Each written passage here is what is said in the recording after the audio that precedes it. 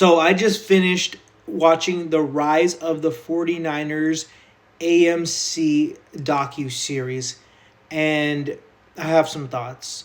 I wasn't born in that time period, right? I never got to witness a 49ers Super Bowl. However, all of this is common knowledge to me. I've seen every 49ers um, documentary, whether it was small ones on NFL Films. And I have to say, this was by far my favorite. It blew all of those out of the water. It was just so well done. It was a very emotional documentary. This one really tugged at the heartstrings, and Tom Brady was in there, and he didn't overshadow anything. He just gave a little bit of insight, but it was just, the production value on this was just so well done. And there were slight things they threw in that I didn't know about, like the foam fingers, or Apple sponsoring the Stanford with the bottom of the seats. And there was just such a great insight to owner Eddie DeBartolo, Bill Walsh.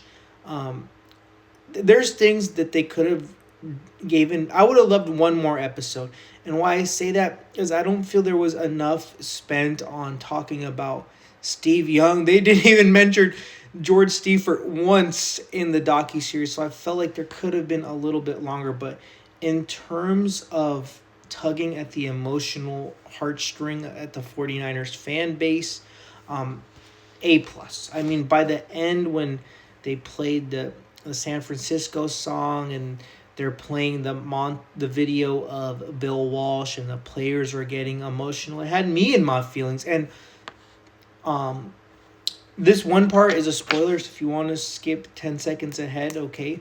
If you haven't seen it, I'll talk about that at the end, actually. I don't want to spoil that part, but the end was just so beautifully well done, and just such a great moment at the very end of the documentary. And I would give this a 9.3 out of 10 just because of how well done it was.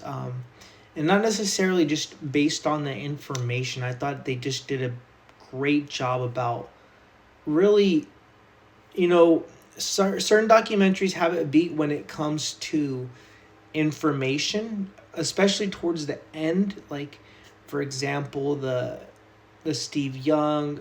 Like, for example, there are documentaries that have done better on an information scale, especially towards the end, where they talked about the QB controversy in more depth, like between Montana and Young, then George Stiefert. I felt like that part was rushed, but no documentary has done a better job, whereas the Young and Montana on a human level, on a relation level, relating to the audience and just making you feel like you were a part of it. On the human aspect, this nails it out of the park. That's why this is my favorite 49ers documentary.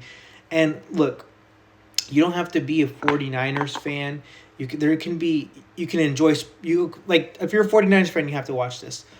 If you're a sports fan, you still have to watch this. If you're a Tom Brady fan, you have to watch it. Even if you just like documentaries or you're from the Bay Area, this is one that you have to watch. It was just so well done, and it was more on a human aspect of relating, and just a lot about the fans. It really tugged at the emotional heartstring, especially when they were showing the Bill Walsh at the very end, playing the theme song. One thing I have to say as well is, now I'm going to do a spoiler. At the very end, they tug at your heartstrings, and then they show Tom Brady, who he said his childhood hero, his idol, was Jerry Rice, and he got a throw to Jerry Rice. And throughout the documentary, you can just see the love, the giddiness that Tom Brady has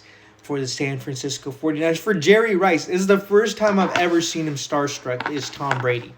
But must watch, 9.4 out of 10.